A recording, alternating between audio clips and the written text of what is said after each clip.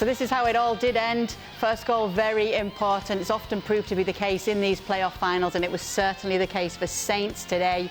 Up in the stands and staying dry throughout, John Champion and Stuart Robson had the best view of it all. Yeah, the biggest danger for getting wet at the moment is actually the spraying of champagne by the Southampton players, but they're finally taking their leave down below us, and we have the chance to reflect on what we've seen today. And I guess to take the vanquished, the losers first, Leeds United, as the chaps were saying in the studio and down at pitchside, there must be a great sense of frustration that we know they can be a lot better than they were today. Well, we talked about their dynamism up front, the players like Somerville that can go past people, got that trickery, and Yonto that's got pace to go past defenders and get crosses into the box. It didn't happen. It didn't happen with that front four. The two centre forwards didn't play particularly well. And also in midfield, I didn't think they were very creative. And when the game was slow, Leeds didn't have that extra bit of quality to break Southampton down. And the one thing we thought about Southampton, they would keep the ball and make it happen. That wasn't really the case. They defended well. So Southampton almost won this game maybe at 80% rather than having to be 100%. Yeah, I think they started off the game poorly. They gave the ball away cheaply. They then went that little bit longer to bypass the pressure. They scored the goal. And I'm not sure whether that dictated the way they played after that or whether they just didn't get their rhythm going. But Southampton didn't play at their very best by any means. No. Are we looking at stage fright for Leeds? A little bit. The expectation, when it didn't happen for them in that first 15 minutes when they were on top, then they go a goal down. They didn't seem to have an answer. Dan James was their answer when he came on and went to the left-hand side after he came on the right-hand side and then went to the left. That's when he looked threatening. He had that shot that hit the crossbar, one or two other good efforts. But overall, Leeds were poor today. Yeah, I mean, Southampton have obviously enjoyed their day, and we played the role of spoilsport, saying, well, hang on a minute, this is where the problems start, in a sense. They've also got the issue, haven't they, of, yes, it's all very well to win a playoff final, but it also cuts down your summer in terms of knowing what you're planning for and how you're going to achieve that. You'd hope that they had a plan for both. You know, you hope that the scouting system, the management, the chief executive, the manager himself, if we go up, these will be the players we're going to be looking at. If we don't go up, these will be the players we're looking at. So hopefully they've got a game plan and a plan in place for who they're going to get in during the summer. But it doesn't leave them that long, does it? And do you think that the squad that we saw today, I mean, there's going to be some natural surgery carried out because there's a good number of loan players in there. There are also players that were out on loan, international players, Chaleta Sarr of Croatia, Bela Kotchap, the young Argentine, Charlie Alcaraz, who's been at Juve, who potentially could come back in because they were offloaded to save on wages. So where does Southampton stand, you know, as they are, 80-odd days away from playing their first Premier League game now? The biggest question is, will they be able to play the same sort of football that they played in the Championship with these players?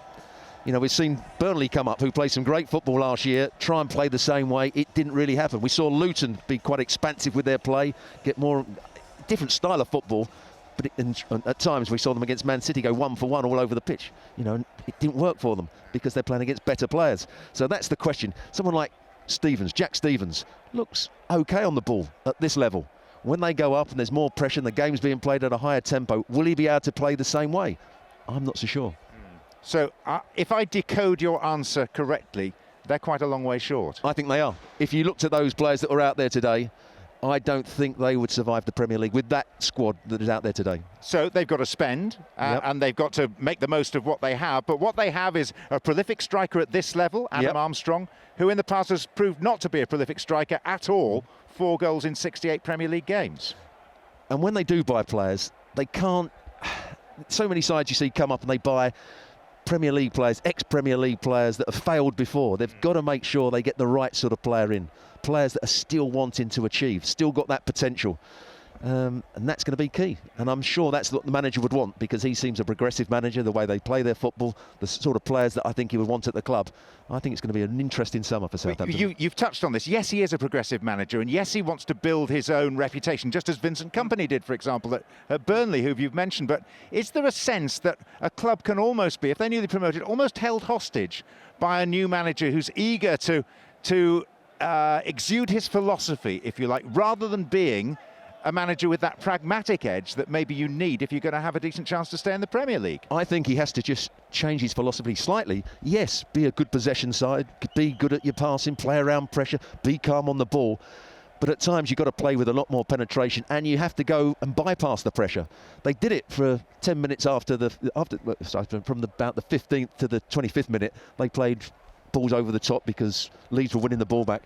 So I think he's going to adapt his style of play, and you can't say, let's play out from the back, let's play out from that, and you keep losing games. Yeah. You've got to change your style of play if it's not working. So, Kay, that's us sort of dotting the I's and crossing the T's and basically playing the role of bar humbag by spoiling Southampton's pinnacle moment of actually getting promotion. One line just to throw to you as we hand back, though, how Leeds must hate the playoffs. They've made unwanted history today, Kay. The first side ever to lose 4 playoff finals. Yes, Shaka Hislop was being a bar humbug and told us that as we came back to it. Here it is, Leeds United futility, and there is that very unwanted final list. Yeah, unfortunately for them. But I was just thinking, Russell Martin, he could keep his philosophy, possibly get relegated and get the Bayern job. I thought that as he was saying it about Vincent Kompany.